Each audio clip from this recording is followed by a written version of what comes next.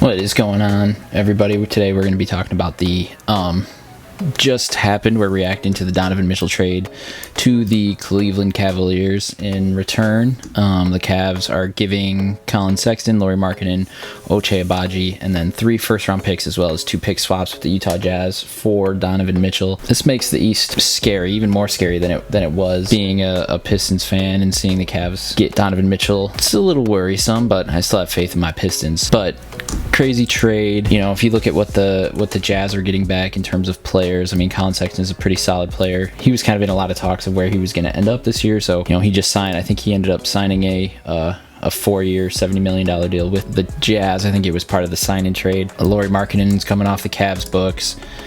I mean, giving up 3 first-round picks is a little bit worrisome, but I think for the Cavs, they know that they have a pretty good window here with Evan Mobley and Darius Garland, and now adding Donovan Mitchell to the mix. It's kind of going to make things a little bit. They're going to be pretty competitive for the next couple years, so definitely makes the East a little bit stronger.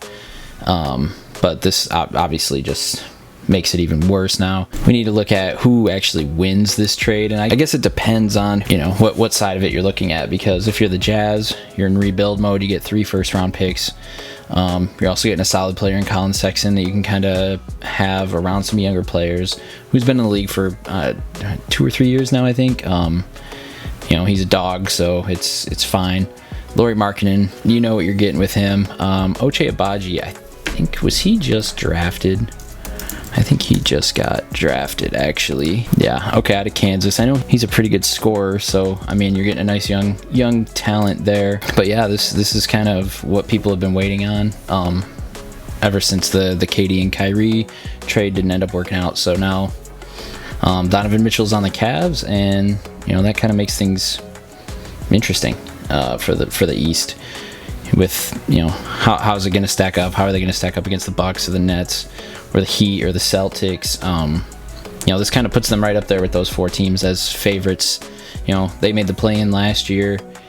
I think this just solidifies them as a top 4 playoff team. Yeah, I mean, when you have, I think they had 2 All-Stars last year. Now you bring in Donovan Mitchell, who is an All-Star player, and Evan Mobley coming off his first year, going into his second year. So that'll make things. Watch out for the Cavs this year. I think they're gonna do some pretty special things.